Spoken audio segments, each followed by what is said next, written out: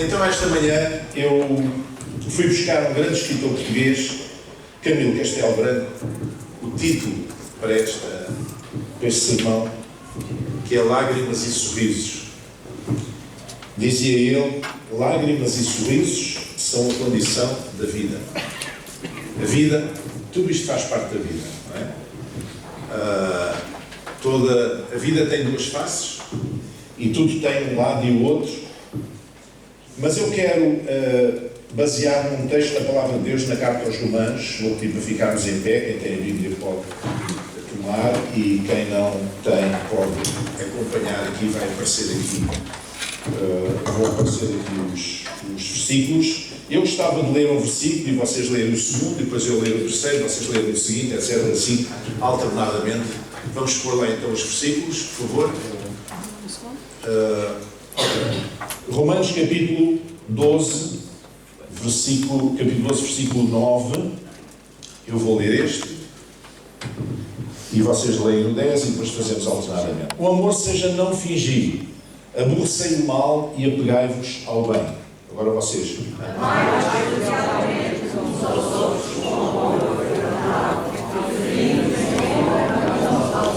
Não sejais vagarosos no cuidado, sede fervorosos no espírito, servindo ao Senhor.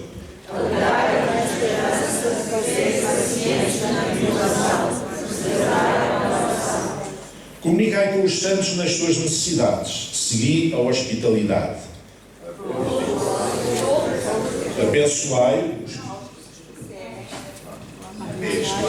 Abençoai alegrai-vos com os que se alegram e chorai com os que choram.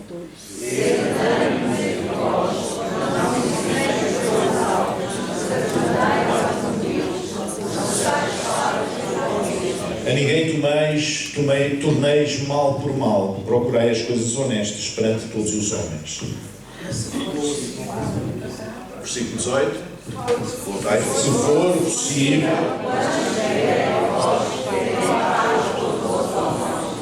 não vos vingueis a vós mesmos, amados, mas dai lugar à ira, porque está escrito: minha é a vingança, eu recompensarei, diz o Senhor. Portanto, se o teu inimigo tiver fome, dá-lhe de comer, se tiver sede, dá-lhe de beber, porque fazendo isto, amontoarás brasas de fogo sobre a sua cabeça. Obrigado, podem sentar. Eu quero destacar o versículo 15, que diz: alegrai-vos com os que se alegram e chorai com os que choram. Paulo recomenda aos cristãos de Roma que o amor seja não fingido, seja um amor verdadeiro, genuíno, e acrescenta: amai-vos cordialmente uns aos outros com o amor fraternal. O amor verdadeiro, genuíno e fraterno. Alegrar-nos e entristecer-nos, rirmos e chorarmos são emoções que fazem parte da nossa humanidade. Só as pessoas doentes é que não sentem emoções. Há uma coisa chamada, uma perturbação psiquiátrica chamada alexitimia, que é aquelas pessoas que não conseguem sentir emoções. E os psicopatas e os sociopatas normalmente têm este problema. Ou seja, são capazes de matar uma pessoa e não sentem nada. É como se tivessem bebido um copo de água. Não é isso. Então, o que é normal na saúde, na boa saúde, é nós sentirmos as emoções. Podemos sentir tristes, podemos sentir alegres, podemos sentir indignados, podemos sentir melancólicos, podemos sentir muita coisa. É normal, é da nossa humanidade, é normal. Outra coisa é a expressão das emoções. Há pessoas que exprimem as suas emoções de uma forma, há pessoas que exprimem as suas emoções de outra forma. Perante o mesmo facto, o mesmo acontecimento, uma mesma situação, 10 pessoas exprimem as suas emoções de 10 formas diferentes. Uns são capazes de pular, outros são capazes de rir, outros são capazes de, sei lá, outros ficam mais recolhidos, mais quietos, outros apenas sorriem. Sei lá, cada um expressa as emoções como entende. Quando nós louvamos a Deus, nós expressamos também as emoções daquilo que estamos a fazer, do louvor que estamos a trazer ao Senhor. E muitas vezes as emoções de uns, a expressão das emoções de umas pessoas é diferente da expressão das emoções de outra pessoa. São coisas diferentes. As emoções ou a expressão das emoções. A expressão das emoções tem a ver com a nossa personalidade. As emoções têm a ver com a nossa humanidade. E toda a gente sente emoções, incluindo Jesus, homem, também as sentia. Então eu quero falar esta manhã sobre a questão de nos alegrarmos com os que se alegram e chorarmos com os que choram. Nós somos chamados a partilhar a alegria dos outros. Porquê? Eu pus-me a pensar um dia destes, porquê é que nós precisamos nos alegrar com a alegria dos nossos irmãos? Há várias razões. Uma delas é que essa atitude nossa, alegria perante a alegria do irmão, é uma espécie de um antídoto contra o egoísmo, a inveja e o ciúme. Se o nosso irmão se alegra, se o nosso irmão está alegre por alguma coisa que lhe aconteceu, porque saiu o Euromilhões, nós alegramos. Pronto, olha que bom. Mas se nós não nos alegrarmos com ele, nós ficamos a pensar, pois eu andei a jogar há não sei quantos anos e nunca me saiu nada nem 10 questões. Não, pá, que coisa injusta, e eu precisava mais do que ele. Isto é um mau espírito. Então, alegrarmos com aqueles que se alegram é um antídoto contra o egoísmo, o nosso egoísmo naturalmente humano, a inveja e o ciúme. Há pessoas que ficam invejosas porque alguém, um casal, teve um filho e eles andam a tentar e ainda não conseguiram. Ou ficam invejosas porque alguém tiveram um neto.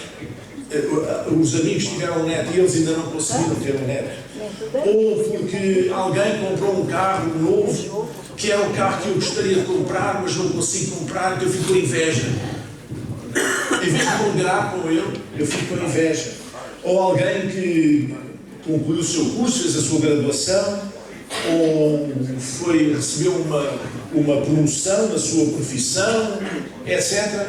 Eu tenho que me alegrar com essas pessoas. Eu tenho que me alegrar com quem está alegre. Porque senão eu estou a dar um lugar ao egoísmo, à inveja e ao ciúme, que pode não se manifestar, mas eu tenho disso. Além disso, alegrarmos com aqueles que se alegram desenvolve em nós o fruto do Espírito. Se forem lá a Gálatas, encontramos várias descrições do fruto do Espírito. Uma delas é a benignidade. É o bem, desejar o bem, fazer o bem, pensar o bem, falar o bem. Benignidade. Quando eu me alegro com os meus irmãos nas suas alegrias, eu estou a produzir bem na minha vida. Eu estou a dar fruto do Espírito. Deus está-se a manifestar em mim. Em vez de ser a minha carne, é Deus que se está a manifestar em mim. Amém? E depois há uma outra razão que eu gostaria de falar, que é a razão da alegria coletiva, a alegria do corpo. Eu gosto de pensar a igreja como um corpo. Eu gosto de pensar as coisas muitas vezes não a nível individual, mas a nível coletivo. Porque nós vivemos num tempo pós-moderno em que o individualismo está hiperinflacionado. Há um hiperindividualismo, um individualismo muito extremado. As pessoas pensam apenas nelas e não pensam nos outros. Muitas vezes o espírito deste mundo é esse. As pessoas estão a pensar apenas nelas, nos seus interesses particulares. E até no meio espiritual muitas vezes isso acontece. Há pessoas que vão a igrejas apenas com o objetivo de receber alguma coisa, com o objetivo de ver que vantagem é que podem trazer, o que é que podem receber. Há pessoas que até dão ofertas a pensar que Deus depois vai dar a bênção. E há quem diga isto, há quem pregue isto. Ora, isto não está nas Escrituras. Isto não está nas Escrituras, isso é espírito pós-moderno. Nós damos a Deus, damos com alegria. Não estamos a negociar, não estamos a dar um chouriço para receber um porco. Não estamos a negociar com Deus, estamos a dar porque temos prazer, dar com alegria, dar com liberalidade. Se vamos à igreja, vamos com alegria, vamos com liberalidade, não vamos apenas para receber. Nós já sabemos que vamos receber sempre, mas não está condicionado à nossa atitude de ir à igreja, então vamos receber. Não, Deus não funciona assim, Deus não se vende. Amém? E há coisas que só acontecem no corpo. Olha, o louvor da igreja é um louvor coletivo, é um louvor do corpo. Nós estivemos a louvar a Deus agora. Cada um de nós esteve a louvar, é verdade. Mas eu quero dizer uma coisa. Uma coisa que nós aprendemos é que o todo é maior do que a soma das partes. Ou seja, Deus lá no céu está a ver a maneira como tu louvas, mas está-se a deliciar com esta igreja a louvar. Com a forma como a igreja louva, como o coletivo louva. Há um louvor coletivo, independentemente do louvor de cada um, há um louvor coletivo. A mesma coisa acontece com a oferta. Quando nós ofertamos ao Senhor, cada um de nós dá, enfim, uns dão mais, outros dão menos, alguns não dão nada, enfim, mas a Igreja está a ofertar ao Senhor. A Igreja está a ofertar ao Senhor. Então, digamos que há uma oferta coletiva. Quando nós agora fomos levantar aquela oferta lá para o Rio Grande do Sul, para abençoar aquela igreja que ficou alagada completamente, com o mobiliário destruído, foi a igreja que levantou a oferta. Nós, quando mandámos a oferta, não dissemos: olha, pastor, isto é a oferta do irmão António, do Joaquim, da Maria, do Manel. Não, dissemos: é a oferta da igreja. É uma oferta coletiva. Até mesmo esta coisa, este conceito de seres templo do Espírito Santo. Irmãos, eu não sou o templo do Espírito Santo. Tu não és o templo do Espírito Santo. A igreja é o templo do Espírito Santo. Eu sou o templo do Espírito Santo na medida em que eu faço parte da igreja, faço parte do corpo. Porque Deus habita no corpo da igreja. Ele é a cabeça deste corpo. E este corpo, que é a igreja, é o templo do Espírito Santo. Amém? Ouça, você vai ao Antigo Testamento e ouve alguns profetas dizerem: meu Pai, meu Deus e meu Pai. Mas depois chega a Jesus no Novo Testamento e vê Jesus ensinar os discípulos a orar. E diz: Pai Nosso. Não diz Pai meu. Diz Pai Nosso. O sentido de comunidade. Então, quando nós rimos com os que riem, quando nós nos alegramos com aqueles que estão alegres, com os nossos irmãos que estão alegres, nós somos solidários na alegria, então nós estamos a dizer que o Pai é o mesmo e a família está feliz. Amém, irmãos? Mas também somos chamados a partilhar a tristeza dos outros. E isso implica vencer o nosso desconforto perante o sofrimento alheio. Não é fácil. Nem toda a gente tem disposição para ficar, para partilhar a tristeza dos outros, dos nossos irmãos, quando eles estão tristes. Nem toda a gente tem essa. Vocês vejam, quando nós cruzamos alguém na rua, então tudo bem. E nós esperamos que a pessoa diga tudo bem. E é isso que a gente costuma fazer. Mas, eventualmente, se a pessoa responder e disser: não está nada bem, aí nós pensamos: olha que chatice. Lá sentimos na obrigação de dizer: então, o que é que se passa e tal? Não é? Então, há aqui um problema que é desconfortável. Nós sermos chamados a partilhar a tristeza dos outros, membros do corpo. É um certo desconforto. E é por isso que Jesus nos desafia a fazê-lo, para vencer esse desconforto. Porque isso é uma prova de fraternidade face ao mal. Paulo dizer aos Tessalonicenses: consolai-vos uns aos outros. Consolai-vos uns aos outros. Não é uma tarefa apenas de Deus. Ou melhor, é uma tarefa de Deus através de nós, essencialmente. Quando Paulo diz consolai-vos uns aos outros, está a dizer: sejam igreja. Sejam solidários na alegria, mas sejam solidários na tristeza também. Estejam ao pé de quem chora. Riam com os que se riem e chorem com os que choram. Sejam solidários, estejam ao lado. Consolai-vos. Amém? E alguém diz: mas isso é a tarefa de Deus, que diz que no Novo Testamento, diz que a profecia do Novo Testamento, entre outras coisas, é para consolar. Está bem, mas Deus usa-nos para consolar os outros. Além disso, o facto de nós nos associarmos à tristeza dos nossos irmãos é um testemunho glorioso para o mundo. Sabe o que é que dizia um dos pais da igreja, Tertuliano, que viveu entre o segundo e o terceiro século? Ele testemunhava que os primeiros cristãos levavam as palavras de Jesus tão a sério que os pagãos diziam, admirados: vede como eles se amam. Vede como eles se amam. Eu conheço esta frase há tanto tempo que fui à procura, pensava que estava na Bíblia, mas não estava. Foi um autor cristão que escreveu, dizendo que os que não pertenciam, os que não eram cristãos, é que diziam isto, tinham este testemunho. Um testemunho tremendo perante o mundo. Vede como eles se amam, como os cristãos se amam uns aos outros. Isto é um testemunho de Deus fantástico, um testemunho glorioso perante o mundo. O apóstolo Tiago também diz de uma coisa muito direta. Ele diz lá na sua carta: a religião pura e imaculada para com Deus e Pai é esta: visitar os órfãos e as viúvas nas suas tribulações. Diga comigo: nas suas tribulações. Outra vez: nas suas tribulações.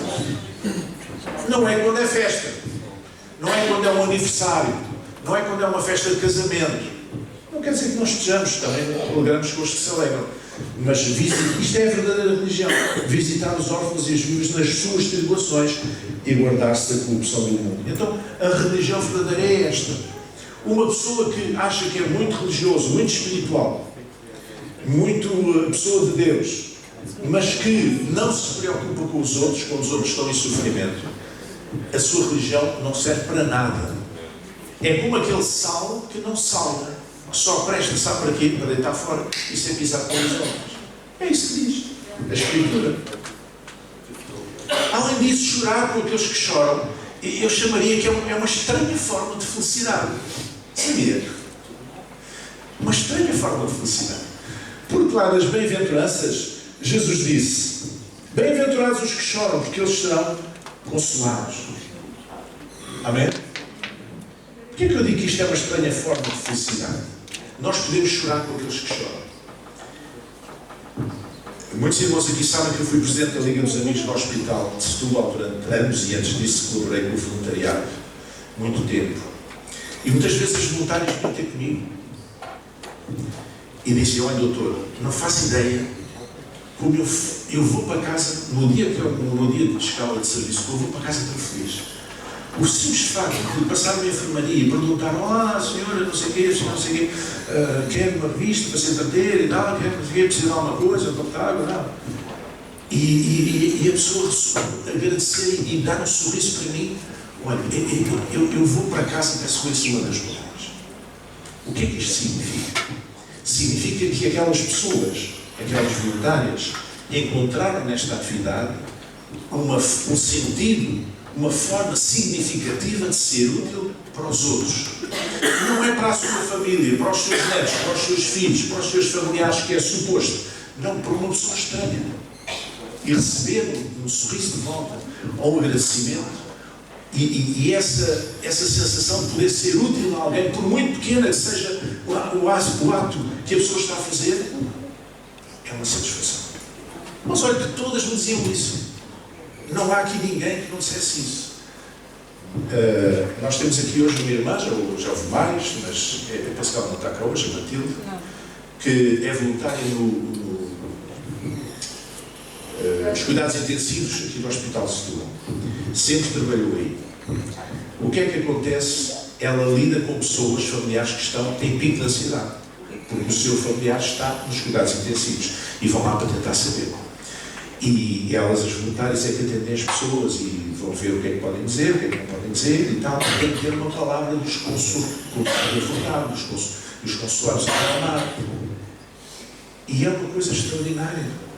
Eu tenho pena que ela não esteja aqui, ela podia falar melhor do que eu sobre isso. Então, chorar com os que choram é uma estranha forma de felicidade.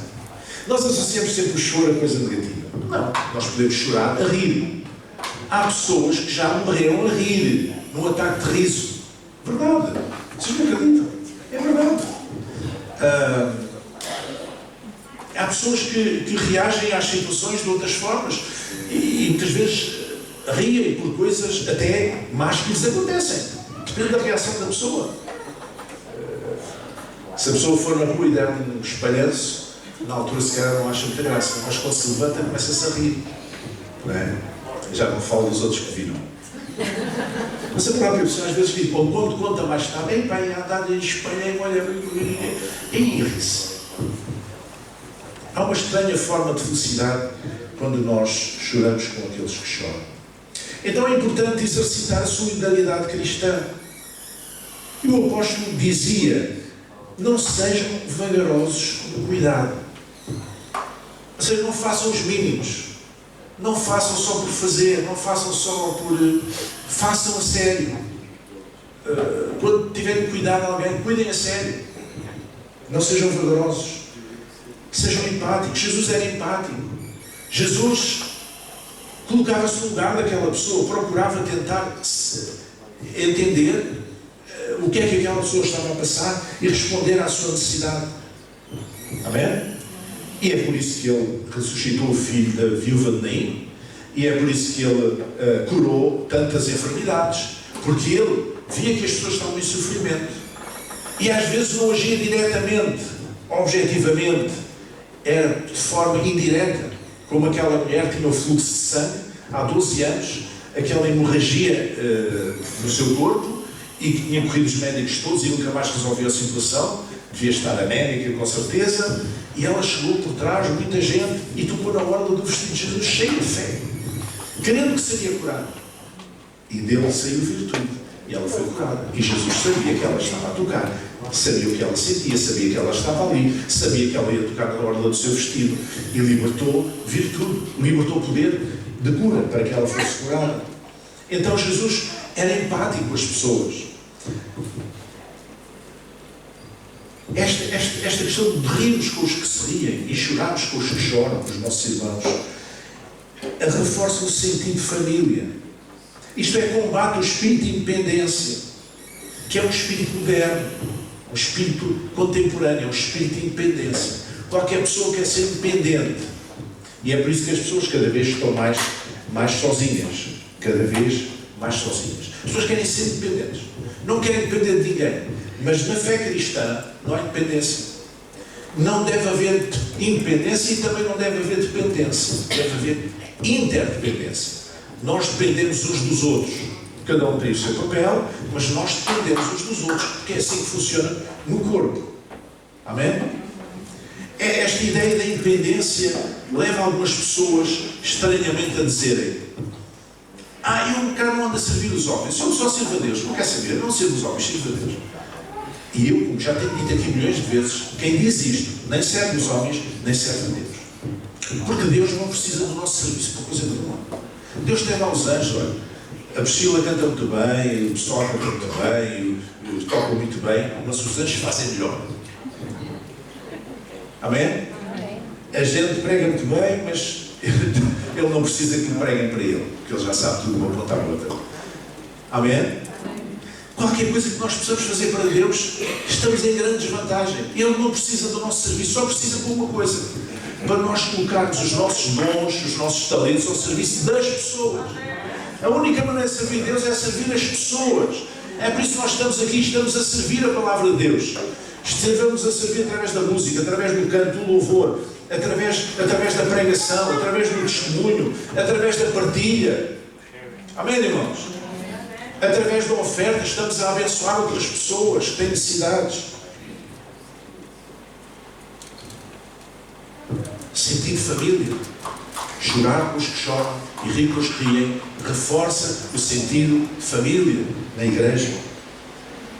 Também é um problema de partilha, uma questão de partilha. O cristianismo é partilha.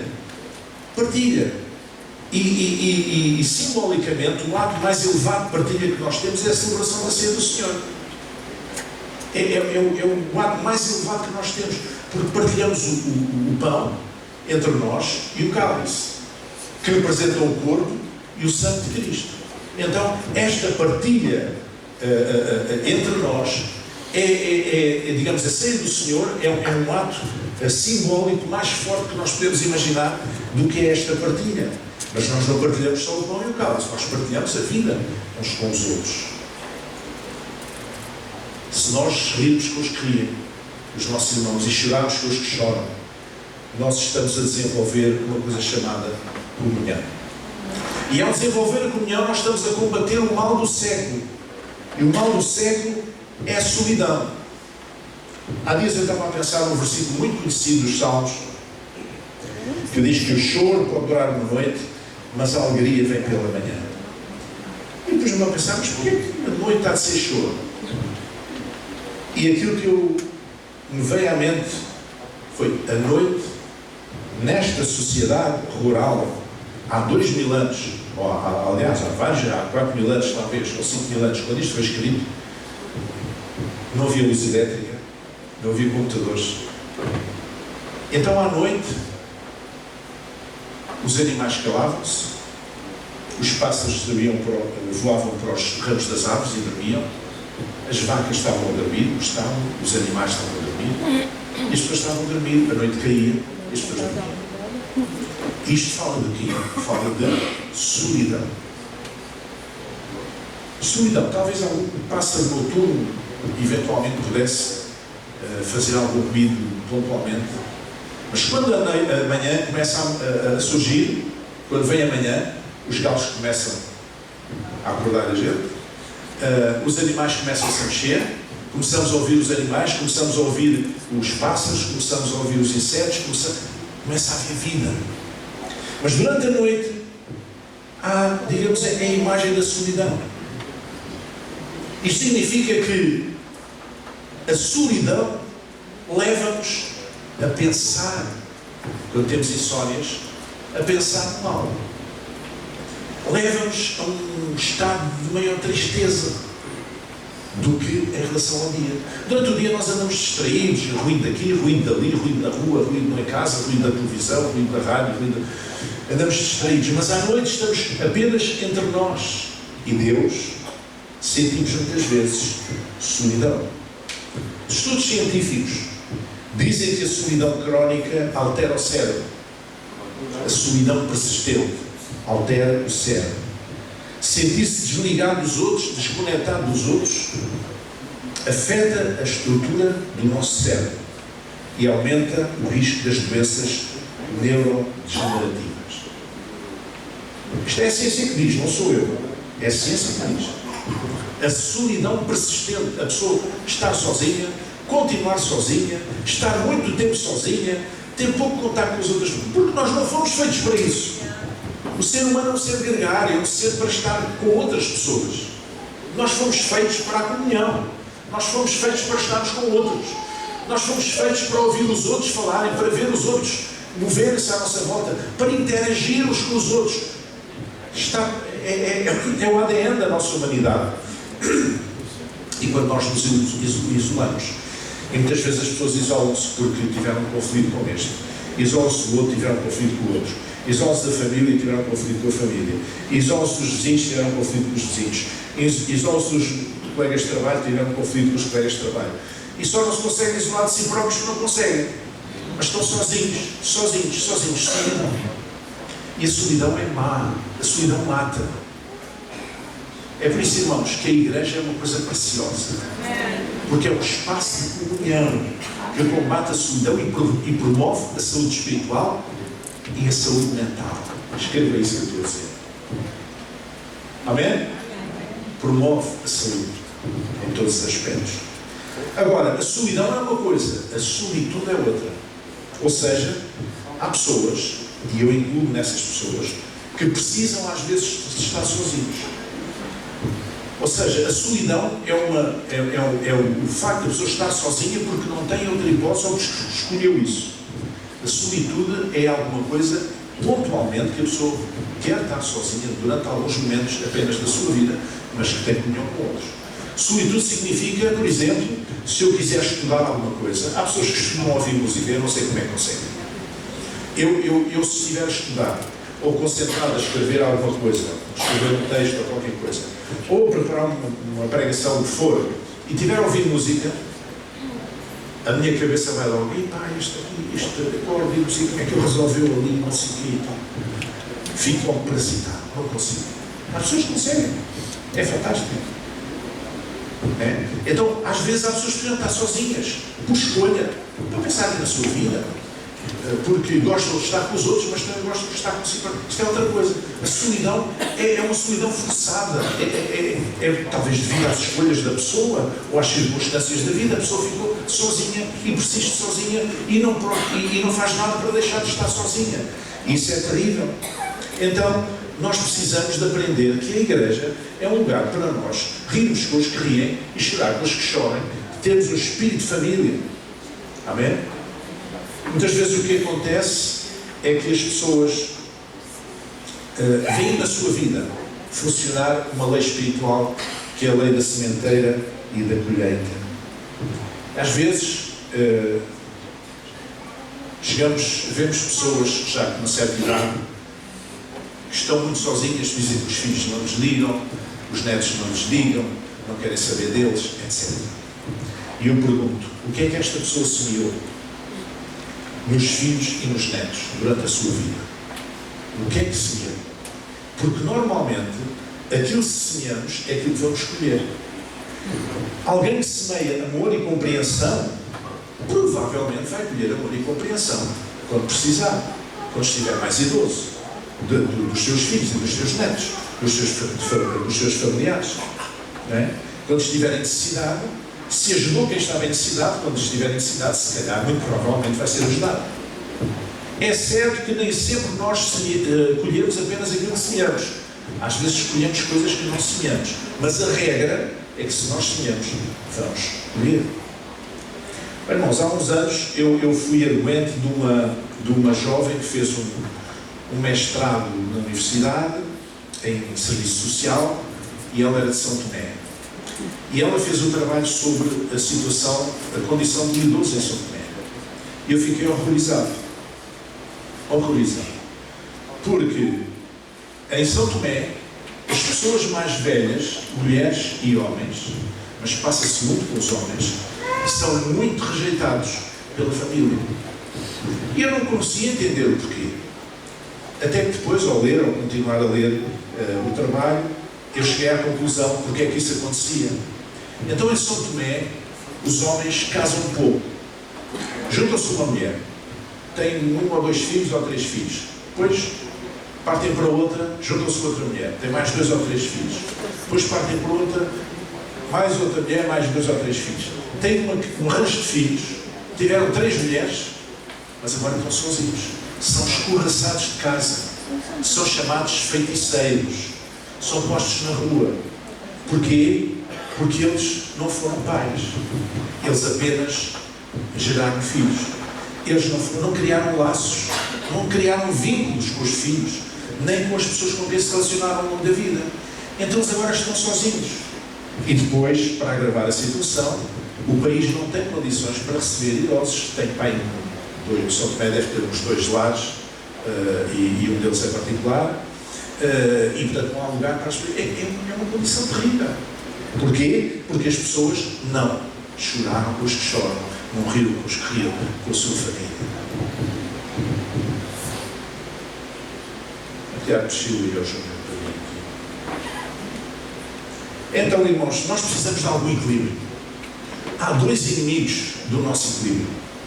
Nós precisamos de equilíbrio. Muitas vezes a nossa tendência é a insensibilidade, que é uma postura carnal. Insensibilidade que nos leva a ignorar os sentimentos dos irmãos. Ele está muito alegre, olha, sorte dele, pronto.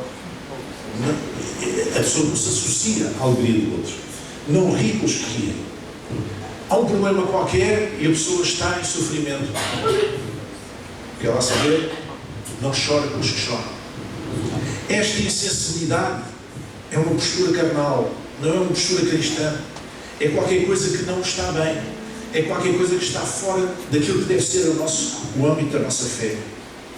Outras vezes é o outro extremo, é a arrogância espiritual, é a postura do super crente. Eu sou muito crente, eu não tenho tempo a perder com essas crianças espirituais. É aquelas pessoas que acham que a depressão é falta de fé. Há pessoas que pensam que uma depressão é falta de fé. Ainda há pessoas que pensam assim. Não entendem que a depressão é uma doença. É uma doença. A pessoa está com um problema no coração. Estou a orar a Deus, para ver se Deus cura. Mas se a pessoa continuar com sintomas, se calhar é bom procurar um médico, não é? Então, se a pessoa tem uma depressão, porquê é que não procura ajuda também profissional? É? Então, estes super crentes, esta arrogância espiritual, isso é falta de fé. Isso é falta de fé. Não é? Então, nós não podemos cair numa coisa nem na outra. E quando fazemos isto, nós estamos a negar a nossa humanidade. Estamos a negar que somos fracos. Estamos a negar a massa de que somos feitos. Estamos a negar que somos humanos. Em nome de uma espiritualidade idealizada. Mas que afinal é uma espiritualidade oca. Nós somos homens e mulheres. Somos pessoas. Caramba, temos sentimentos. Temos estados de alma. E temos que aprender a lidar com isso. Claro que o Espírito Santo está em nós, é verdade.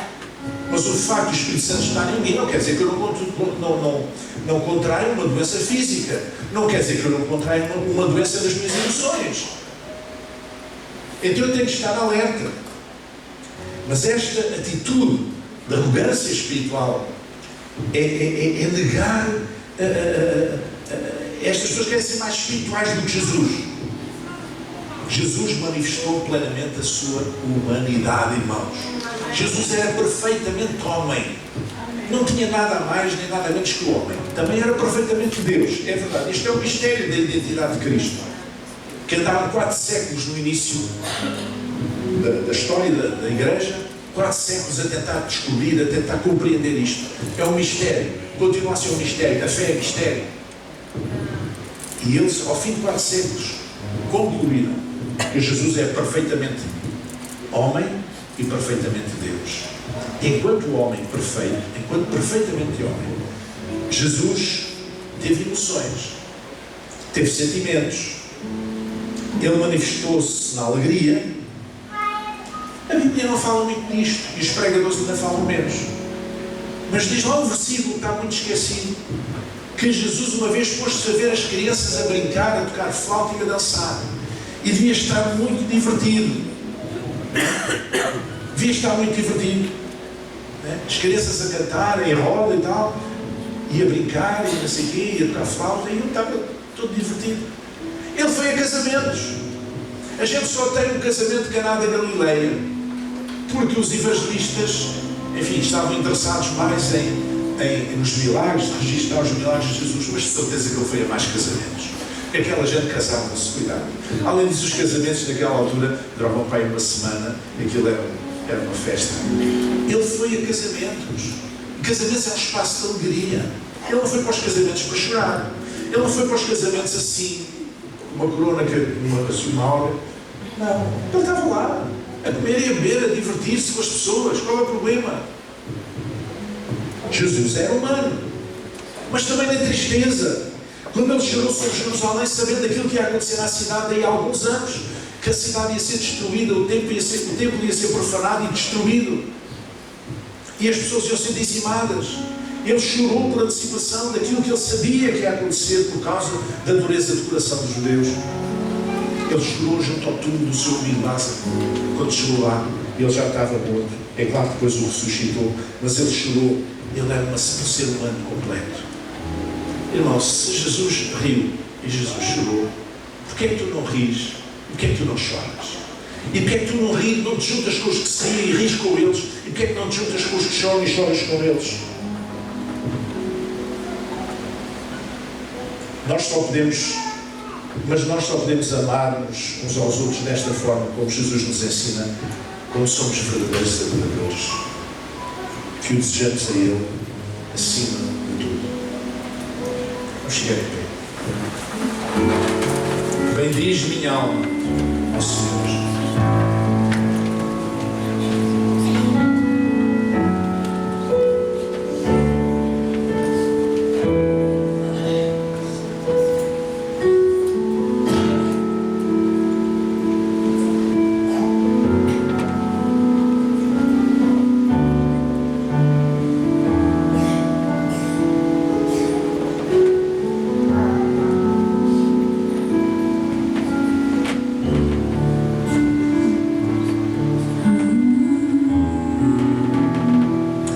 Sim, Senhor, somos tão gratos pela Tua presença, Senhor.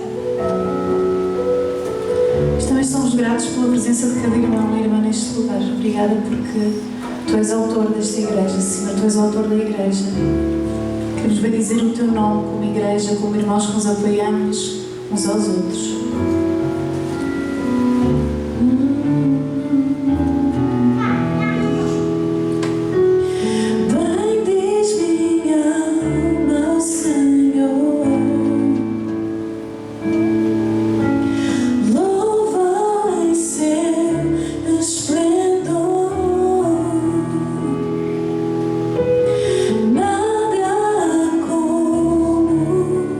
Estar em Tua presença.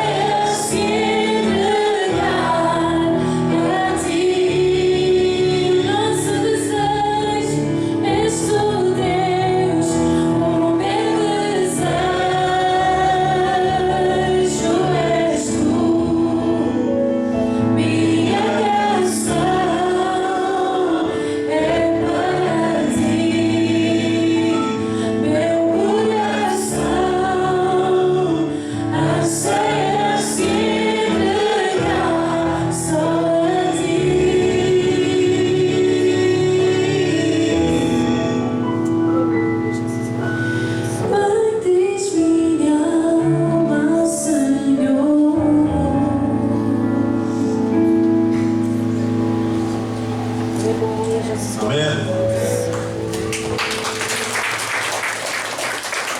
Antes de sentar, vamos dar um abraço ao nosso irmão, saudá-lo. Obrigado.